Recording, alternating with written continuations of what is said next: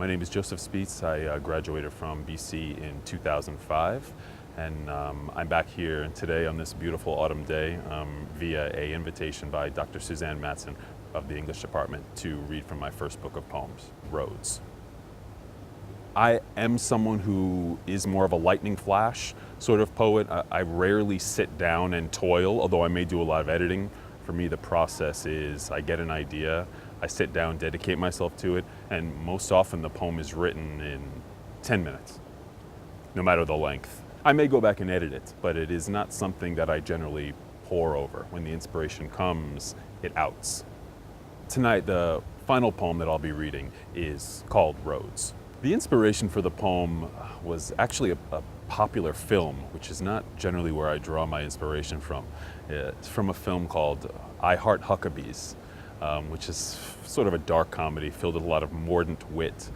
And in it, very quickly, Mark Wahlberg's character is sort of being wooed by two different sets of philosophers, existentialist detectives, sort of my fantasy. And one of them wants him to believe that everything is connected in the world. And the other wants him to believe that nothing is connected, right? That only 2% of the cosmos is made up of the elements that make up human life.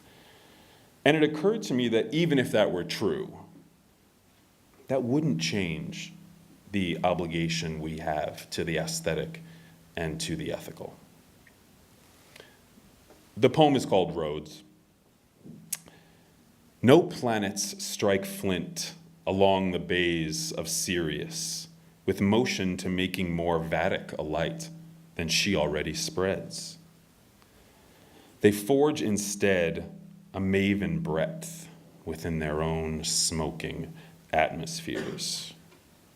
There is a notion knelt down, I think, a precipitate that dusts the rolling combs in Texas, the narrow warrens of a gaslit street.